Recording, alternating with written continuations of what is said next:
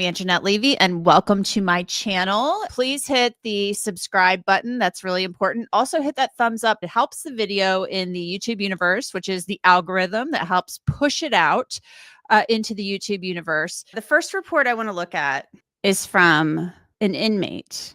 They interviewed an inmate who was at a prison in Idaho. But he had been in the Latah County Jail with Bryan Kohberger. This inmate could not remember the exact date, but he believed that Bryan Kohberger had been placed in their pod a few days after New Year's Day. After arriving in their pod, Kohberger immediately sat down and watched the news about his arrest, watching multiple channels that were covering the story. Kohberger said, "Wow, I'm on every channel." Kohberger was very quiet, and it was very awkward having him in the pod. Kohberger was highly intelligent and analytical, always trying to figure out what you were doing, but didn't know common knowledge things, i.e. the difference between two muscle cars. Kohberger's eyes were creepy, I guess, but other than that, he seemed like a pretty normal guy. He didn't talk to Kohberger very much, but when he did, their conversation was casual small talk, never about Kohberger's case. Bryan Kohberger's smart enough to know that he shouldn't be talking about his case in the county jail. And I'm sure Ann Taylor told him not to do that. Kohberger would use 3 standard-sized bars of soap per week due to his hour-long showers and excessive hand washing. Kohberger's hands were red from the amount of hand washing. Kohberger told him his favorite movie was American Psycho with Christian Bale. At around 1:28 p.m., Detective Schwecke and I interviewed the inmate regarding his interactions with Kohberger. What follows is not intended to be an exact transcript. They're saying refer to the interview. He was housed with Kohberger from early January to February 15th, 2023, and Kohberger enjoyed watching the news about his case unless it began talking about his family or friends, at which point he'd changed the channel immediately. He wants to hear about himself. He doesn't want to hear about his family or friends. As time continued, Kohberger stopped watching the news related to his case almost completely. Kohberger analyzed everything. He wanted to know why people had preferences on anything. He psychoanalyzes everything. They talked about his case sometimes, but never Kohberger's case. Kohberger spent most of his time on the communication tablet talking with people, typically his mother. We know that's mom, who he told to retain an attorney after he had seen blank on the news. Kohberger washed his hands excessively, used 3 bars of soap per week, which caused his hands to always be red. He showered every day and wanted new bedding and clothes every day. Kohberger was very smart and easy to get along with, but was hard to talk to because he talked over him due to Kohberger's vocabulary and topics of conversation. Kohberger also talked about his education a lot. Kohberger loved baseball, with the Yankees being his favorite team. Kohberger also liked to watch court TV and was very interested in the Murdaugh trial, the Alec Murdaugh trial. So he was watching Alec Murdaugh's trial, probably trying to get some pointers. Alec Murdaugh, of course, was a lawyer who testified in his own defense. Also had very good lawyers. So he's watching the Murdaugh trial. So there you have it. Ann Taylor, in court, she was very concerned about interviews with students at Washington State University coming into court as evidence. She was very concerned about this. I remember at one of the pretrial hearings in March, she was freaking out. She was worried that these interviews would come in and make Bryan Kohberger look really bad. But, Your Honor, when I look through the mounds of discovery, there are probably 100 hours of interviews of people that Mr. Kohberger went to school with at WSU. And of course, those interviews come just hours and days after the headlines hit that Mr. Kohberger's been arrested in this case. And people that he went to school with, that he interacted with, had unkind things to say about him. And a lot of their unkind things, when you understand them in the context of autism, the way he may stand in a room near a doorway, the way he may look too long at a person, their interviews are different when you know he has autism and you know the characteristics he displays, but those awful comments, those mean comments about him, if the state uses those as aggravators, that's using his autism characteristics. And she was really, really concerned about these things coming into evidence and possibly being used in the penalty phase.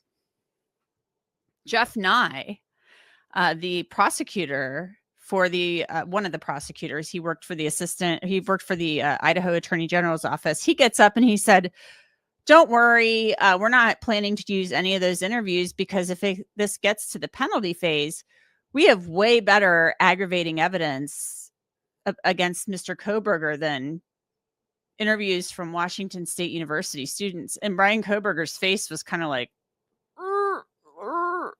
so she was really concerned about these interviews.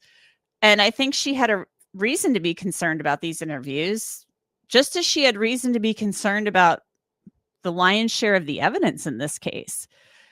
Think about it. She had the DNA to contend with, the DNA on the knife sheath, which was going to be incredibly difficult for them to challenge.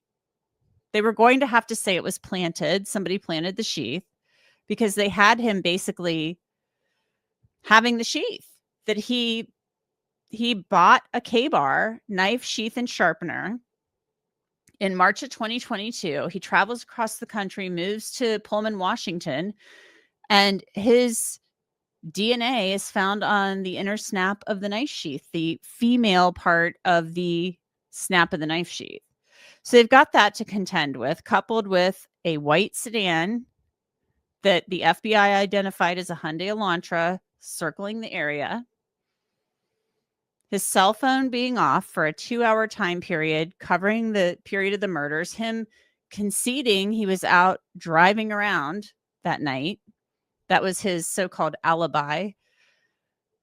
Plus all the electronic evidence we're learning about now, the internet searches for serial killers, all this stuff. I mean, there was so much she had to contend with. I mean, she had to go up against a mountain of circumstantial evidence in this case, plus all the visits to the general area, the King Road coverage area with the cell phone, the 23 visits late at night. That's a lot. When you're a defense attorney, that's a lot. The knife sheath alone with the DNA on it, I don't know how they were going to battle that, except they were going to try to say it was either planted or transfer DNA, like double, triple transfer, based on all the stuff we read, all the court filings.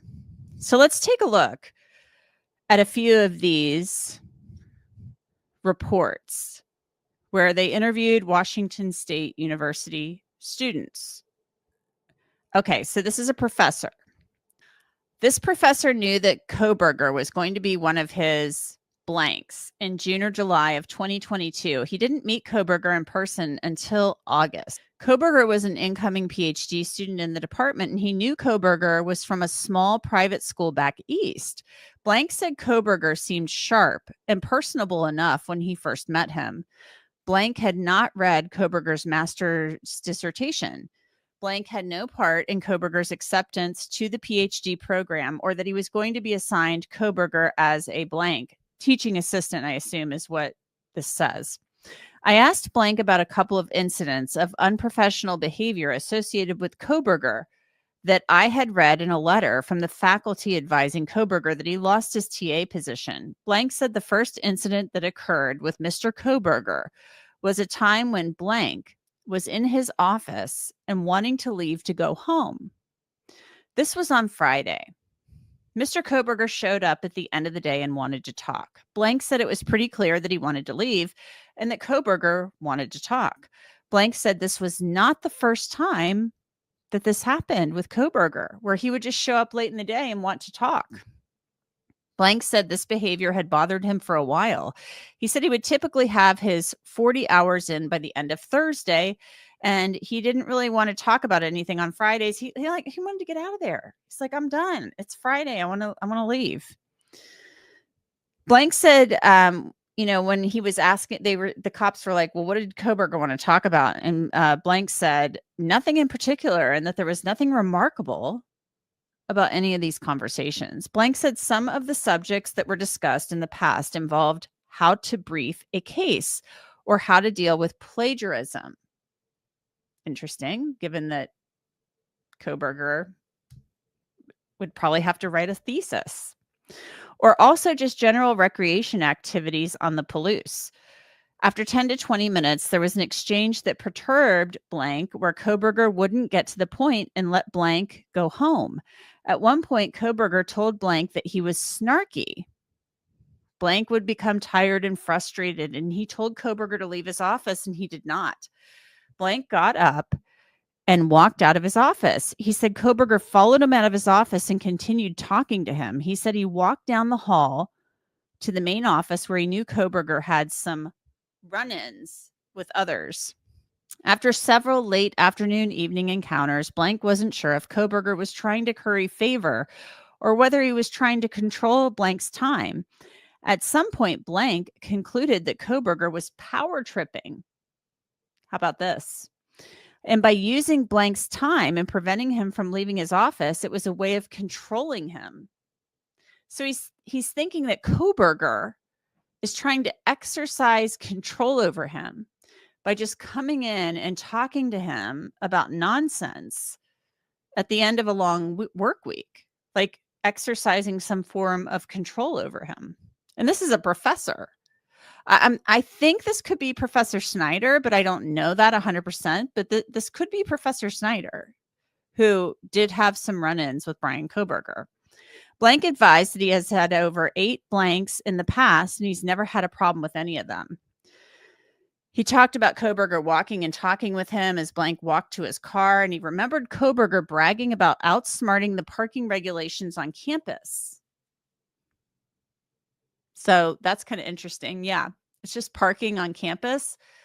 But this is somebody who's like in the criminal justice program, supposed to be pro law enforcement, following the rules, yet he's trying to get over on the parking thing on campus where you're a TA and you're essentially getting free school. Why? Silly. Blank talked about difficulty in getting Kohberger to complete his tasks as a teaching assistant. Blank said he had been advised by department higher-ups to be more direct in making his expectations clear to Kohberger. This is very interesting because it makes you wonder how invested, if Bryan Kohberger wasn't completing his tasks as a teaching assistant, how invested was he really in his field of study and in becoming a professor? Was this all just a cover? Was the whole I'm going to be Professor Kohberger, this makes me wonder, was this a cover? Was this a way to move across the country because you're going to move away from home and commit murders? We know this is something he was fantasizing about a lot. And it's going to bring me back to Ted Bundy. We're going to get to Ted Bundy here very, very shortly. Blank advised Kohberger's behavior didn't really change from the time before the homicides or after the homicides. He said he never received any direct complaints about Kohberger interacting with any of the undergraduate students in his capacity as a teaching assistant. He further advised the female grad students didn't like Kohberger because he was that off-putting. He said we should talk to a female front office staffer who was an undergrad student working on a work study program who'd made complaints about Kohberger's behavior. Blank advised that he had secondhand information that he had made several of the female PhD students uncomfortable because of interactions they had with him. I asked Blank about which grad students we may want to interview that have had a problem with Mr. Kohberger, and they advised that there were 2 students from Blank. He said they were fellow PhD students named Blank, last name not said, later identified as whomever. I asked Blank if he ever socialized with Kohberger, and he advised that he had attended a mixer at the wherever where 20 to 25 people from the department attended, and he was accompanied by his wife, the professor was, and he recalled nothing unusual during that mixer. Blank talked about the process by which Kohberger's behavior eventually led to his removal as a teaching assistant. He advised he initially supported Kohberger until after a second event that Blank could not remember the details of. He advised Kohberger's removal was as a result of a cumulative effect of his behavior. So it was like all these different things, probably not completing his tasks, and then the complaints. Plus, he had run-ins with faculty. I know for a fact, like one of them was Professor Snyder. So maybe this was not Professor Snyder. Maybe it was another professor. We can probably figure it out if we go back and it lists this guy's experience.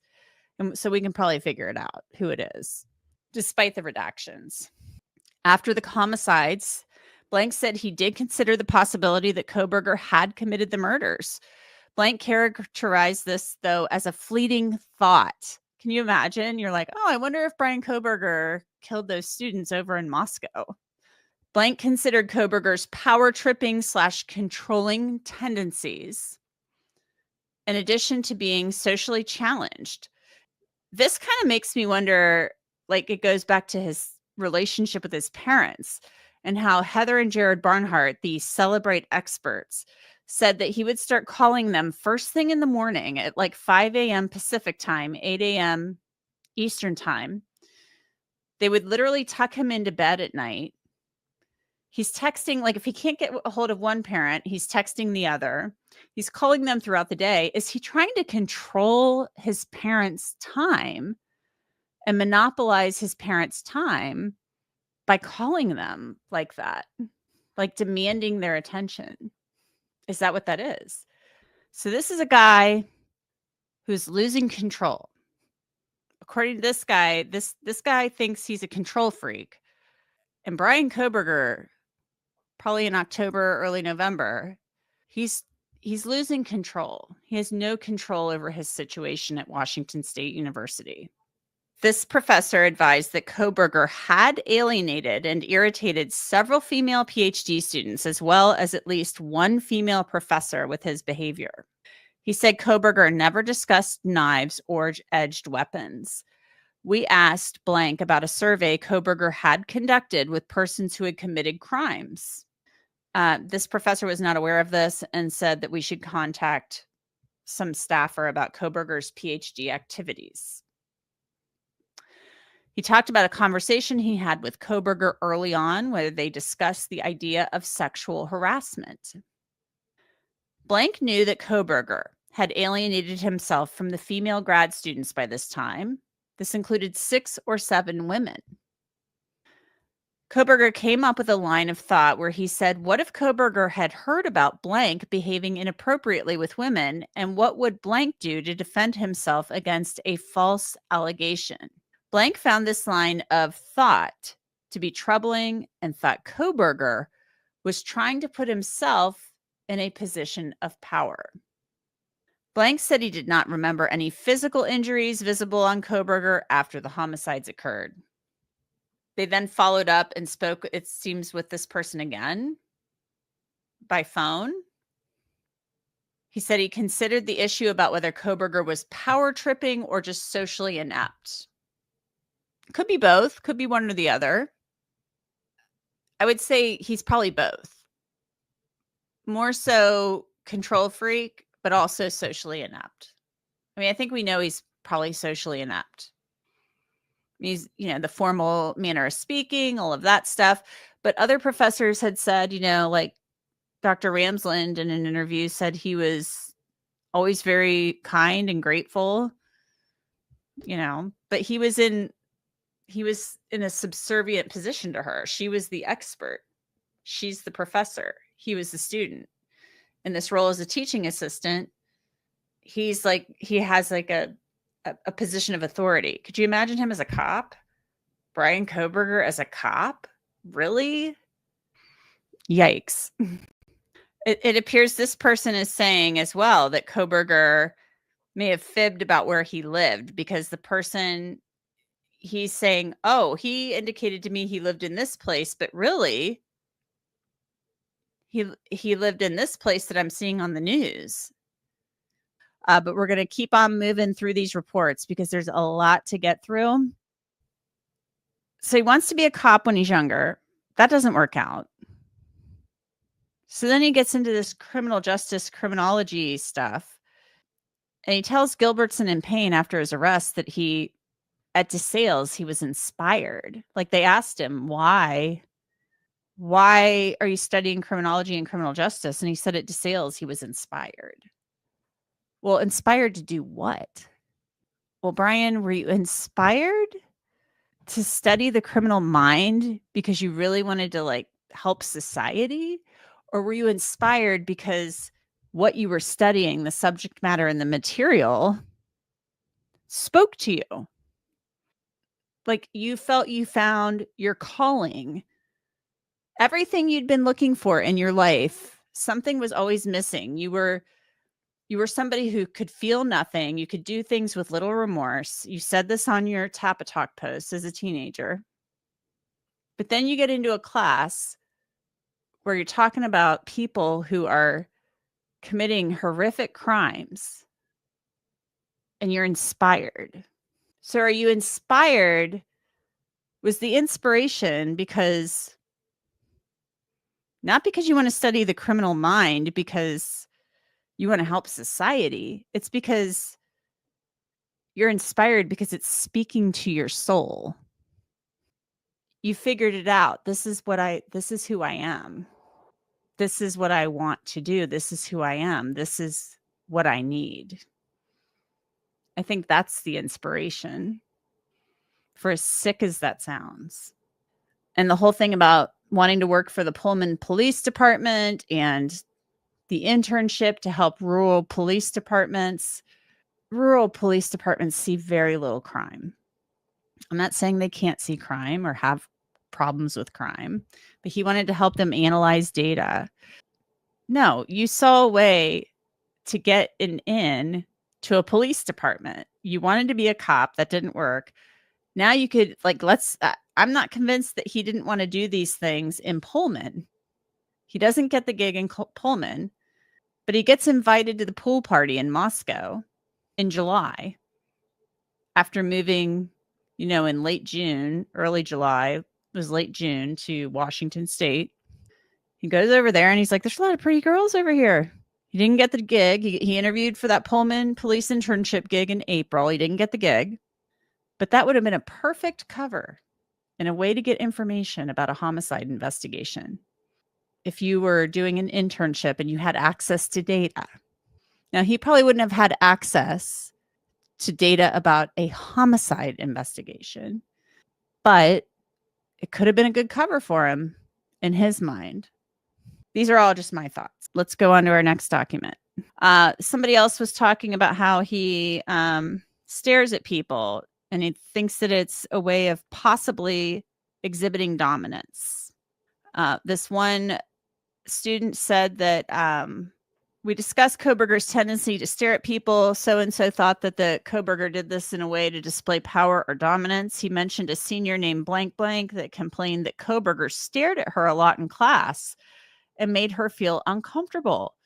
Blank advised he had not observed any inappropriate behavior from Kohberger aimed at any undergraduate students. He said he thought Kohberger did a good job in correcting poorly written answers, and he had not observed bias or inappropriate tone in grading.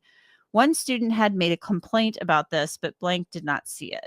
Okay, so now we are getting to more issues about women. Blank said the first time she met Kohberger was with another PhD student named blank. All these redactions make things very difficult, so blank is anything that's redacted. This meeting occurred at the graduate student orientation. Kohberger came up to them and said she instantly had a bad feeling about him. Women in their gut.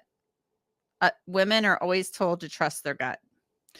Blank told blank how she felt, and blank said, give him a chance. Blank said she confronted Kohberger early on about the way he was speaking to women. Blank said she noticed early on that Kohberger did not like people that were not of his demographic. She explained that there are a diverse class of different types of people in their class. On one day, Kohberger was being rude to a deaf student named Blank and said she called him out on how he spoke to her.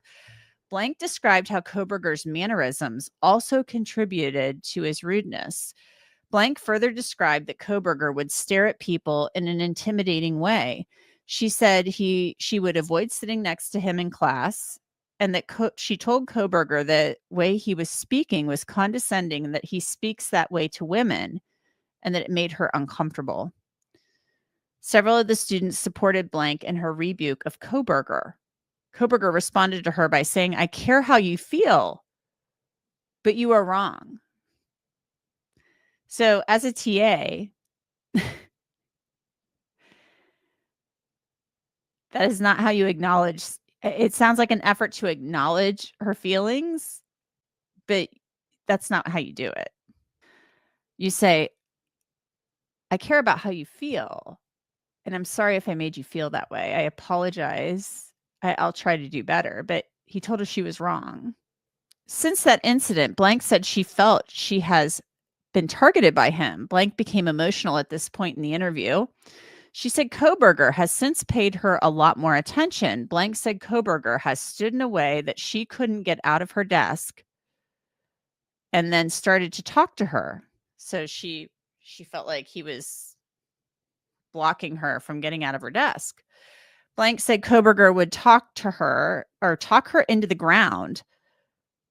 Sounds like she was being berated by him about how she was wrong about whatever topic he was interested in.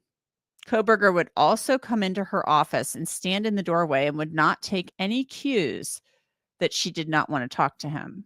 Kohberger would try and talk to her about the Ted Bundy murders because he knew she was interested in true crime. He also name dropped a former professor of his named Blank. Blank admired Blank and wanted to meet her, but not based on her association with Kohberger. We don't know exactly who that was, but we know that obviously Kohberger's most famous former professor is Dr. Catherine Ramsland. Now, from that redaction, it looks like a shorter name, but I mean, maybe in that field, there are a lot of well-known professors from DeSales. I don't know, but Catherine Ramsland is a major serial killer expert. In that field, she would be very well known. Blank said she was interested in the fact that since the Moscow murders, some people were comparing them to the Ted Bundy murders that occurred at a college sorority, and that Kohberger wanted to talk about those murders with her. They're talking about the Chi Omega murders in Tallahassee. Kathy Kleiner Rubin survived that attack. I interviewed her at CrimeCon a couple of years ago. What an amazing woman. Ted Bundy clubbed her in the face. And thank God he took off and she survived. So I want to repeat that to you. I want to repeat that to you one more time. Blank said she was interested in the fact that since the Moscow murders, some people were comparing them to the Ted Bundy murders that occurred at a college sorority, and that Kohberger wanted to talk about those murders with her. Blank said Kohberger studied sexual burglars and their motivations and decision-making. So the way this is written, it makes me think that he wanted to talk about the Chi Omega murders. He probably doesn't want to talk about the Moscow murders because he can't do that because he actually knows something about that. But he can talk about Chi Omega and then fantasize about what he did in Moscow. So Kohberger studied sexual burglars, their motivations, and decision making. That right there shows you we know what his motive was. And I've said this before, and people come down on me about this, but this was a sexually motivated crime. The Blank told Blank to start keeping track of Kohberger's behavior toward her. Blank made an informal report to the Blank, but she didn't like the way that they responded because she felt they could not adequately protect her from retaliation. She continued to report her experiences to the blank, as well as the blank, the program chair, and other professors about feeling safe. She said she recently wrote in a graduate questionnaire that she continued to feel targeted and didn't know how to handle the situation. Blank said they were required a discrimination training because of things Kohberger had said unofficially. Kohberger then asked this person if she would be comfortable procreating, having children, given the fact that she had a disability. Blank said she started keeping track of how often he was late to class. Blank said she kept track of the number of times that Kohberger aggressively stared at her during class. In one class, he stared at her 9 times, and she described instances of Kohberger following her after class multiple times, and she said Kohberger always seemed to want to be in the general area of her and others in the program that did not want to have anything to do with him. Blank talked about blank student, blank female named Blank, who recently had her apartment broken into. I'm pretty sure that's the woman he was friends with, possibly. I could be wrong about that. The Asian woman that they talked about on Dateline. Blank said Kohberger took an interest in her. She said the reason this blank and the other blank talked to Kohberger was because they had difficulty understanding English, and they seemed to be the only ones that would continue to talk with Kohberger. So he's like a pariah. He's been ostracized. Kohberger went to the apartment and tried to support blank. This occurred toward the end of October. Blank said she has the sense that everything Kohberger does is very calculated. Blank said that Kohberger is intimidated by her friend because she stands up to him. Kohberger wants to be seen as the strongest, smartest, most important person in the room. She said their class has sat for hours in class listening to him arguing with the teacher about his project. Kohberger always wanted to talk about offender decision-making. He gets very defensive when he feels like he is being questioned. On one occasion, Blank had to cut him off when he was going on and on during one of his monologues. Kohberger responded that he felt it was rude when someone would interrupt him. Blank said Kohberger would use qualifying words in an effort to hide behind saying offensive things. Blank said one time in November, she found Kohberger in her office and she felt uncomfortable and left. When she came back, Kohberger was in Blank's office with his body turned toward Blank's office. Blank later said Kohberger wasn't talking to her about anything important. She said when she came back, he asked where she had been, and she told him it was none of his business. Blank said Kohberger had bloody knuckles at the time. She said the wounds were bad. Blank said Kohberger recently started wearing a giant puffy jacket, even in class, and she found this odd. Blank said Kohberger said if he were ever to have a sexual partner, they would have to have no physical or mental disabilities, and they would have to be straight and the opposite or of gender nonconforming. Blank discussed her beliefs that school resource officers were used to discriminate against minority populations in high schools. Blank said Kohberger disagreed and denied there are inequalities and said everyone was equal. Blank felt he was perpetuating the same myths she was trying to bring up. Blank said people in the program thought he may have autism. She thought Kohberger was a narcissist, and she said he was a vegan. She said that Kohberger knew that she was married and she had brought her husband to a get-together for barbecue, and her husband and Kohberger had a discussion at the barbecue. Her husband said after that discussion, he didn't like Kohberger and wanted her to be careful around him. She saw him on a daily basis, and he never displayed empathy toward another person. She was unaware of any reason for Kohberger to travel to Moscow, any other local town in the area. She had heard that Kohberger was into boxing as a hobby. She said when she first heard of the homicides in this case, she wondered if it could have been him. This was another person. This is the second person who wondered about it. She said that Kohberger was the only student in the class that believed in the death penalty. He asked her if her 12-year-old daughter was raped and murdered, if she would support the death penalty. Blank noticed that Kohberger was regularly late for classes where a female was instructing and rarely when a male was instructing. She said that on one occasion, he expressed to females in the class that once he was in the job market, they would be screwed and competing for a job against him. She said she wanted to think he was just socially inept, but after knowing him, she believes that Kohberger always thinks he's the smartest person in the room and has expressed resentment or jealousy at their successes. He's always the first person to express his support of police. She again mentioned her and Kohberger's disagreement about the value of school resource officers in schools. She believed that he asked after his arrest if anybody else was arrested was an effort to throw off the cops because she didn't believe he had any friends. She said she had not heard Kohberger discussing knives or how to cover your tracks at a crime scene. She said Kohberger had discussed theoretically about sexual burglars. She said Kohberger is very nosy and tries to look at what other people are texting. And she said her friend had Kohberger over to her apartment on one occasion and told Blank that she thought Kohberger had gone through her medicine cabinet. She said she had not heard that Kohberger had talked about offenders studying victims' behavior before committing a crime. She suggested we speak with Blank because Blank felt Kohberger would have discussed his interests in studying violent sexual crimes.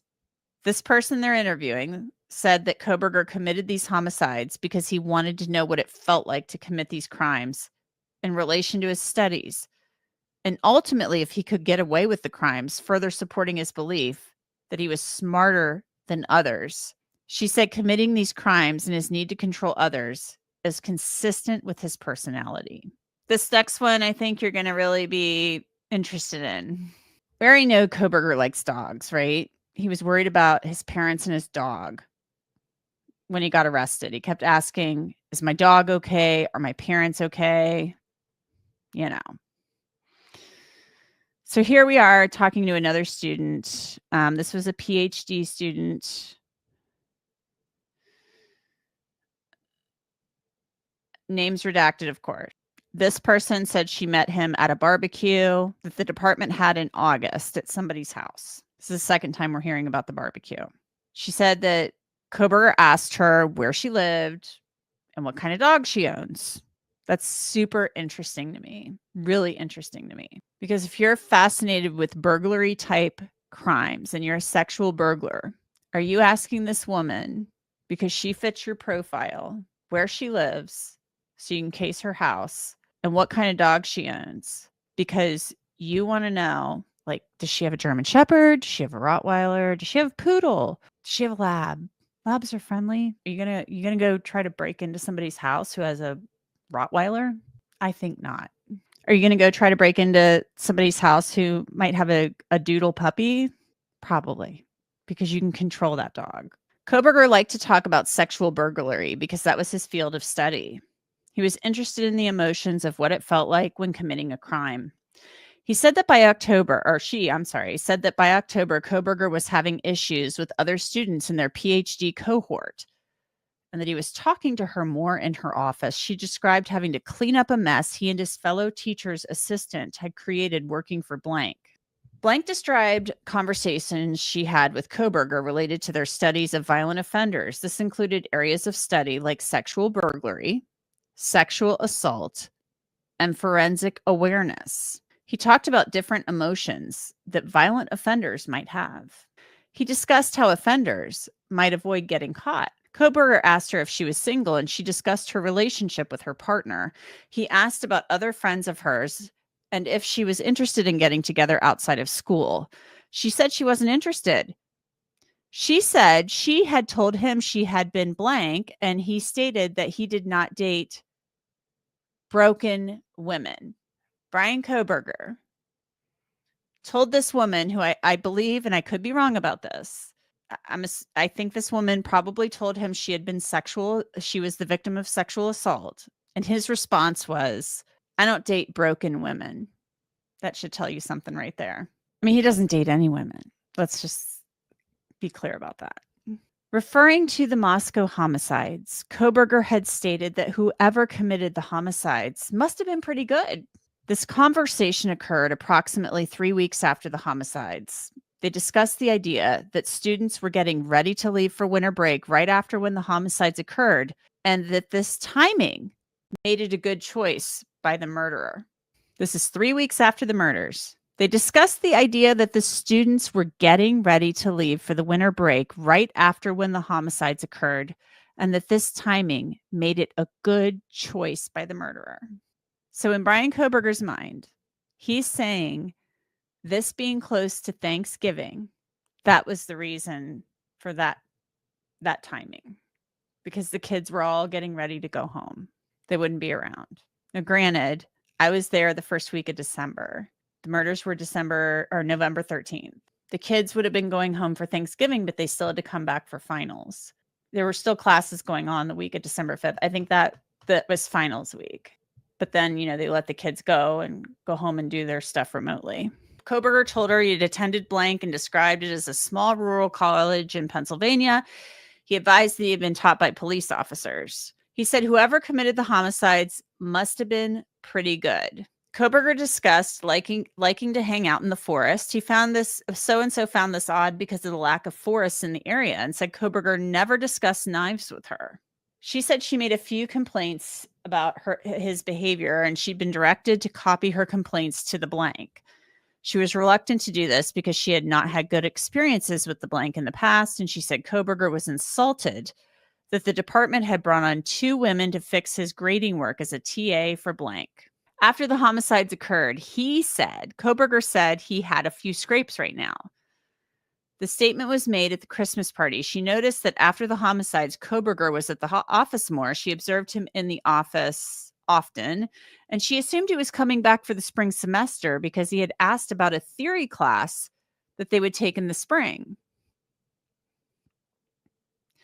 She didn't observe anything specifically about Kohberger that pointed to the homicides besides his focus on policing and comments about women having a harder time getting a job as a professor, especially when he hit the job market because he was going to be a hot commodity. Blank said Kohberger had conflict with Blank, questioning her immigration status and insinuating he was superior to her in his research abilities, and said Kohberger was always late when there were female instructors. Blank said female students, Blank, had a whiteboard in their office where they kept track of the number of times when Kohberger was late to class, when female instructors were presenting, or when he would cut off a female when she was speaking. Blank said Kohberger was a vegan, a strong Catholic, and he did not drink. Blank did not recall Kohberger having disparaging comments about members of the Greek system. She said that Kohberger enjoyed conflict and was disparaging toward women. Blank described an outburst Kohberger had regarding a grade he had received from Blank. Blank said in the approximately 40 times she'd been around Kohberger, she had never observed him exhibit empathy toward others. Blank said Kohberger did not like the fact that she discounted the offender in studying sexual assault cases. He said she was being dismissive of the offender. He thought she should be focusing on the offender and what they left behind. He thought the offender had a stronger impact on the crime rather than the victim. She said he thought he was dismissing what she was doing just to argue. She said he was dismissive toward women and not men. It did not cross her mind that Kohberger may have been responsible for the Moscow murders. Blank said Kohberger always seemed reclusive. She said he didn't get the hint that she wanted him to leave when he was in her office. She said she had to leave her office in order to get him to leave her office. In reference to the Moscow homicides, he would say that it was horrible. In discussing whether the murderer would be caught, he said maybe it was a one and done type thing. She said Kohberger sometimes discussed the evidence left behind at crime scenes and how an offender might mitigate against that by wearing gloves. These statements were related to her research work and not specific to the Moscow homicides. She talked about how there were conversations about how Kohberger might be an incel, an involuntary celibate. In relation to his Reddit page and his confrontation with Blank, said Kohberger had a bad interaction regarding a front office undergrad staffer named Blank. Blank said students were told not to leave Blank alone with Kohberger. 3 female students from the 101 class, where Kohberger was a TA, told Blank that Kohberger was an awkward guy who would hang around and try to contribute to conversations that he was not a part of. Blank recalled one of these students was named Blank and said no one wanted to talk to Kohberger or hang around him. Based on how he talks to women and treats women, people in the department thought he was a possible future rapist. Blank said she would not have pegged Kohberger for committing the Moscow homicides. So people in the department believed that Bryan Kohberger, the way that he acted and talked to women, was a possible future rapist.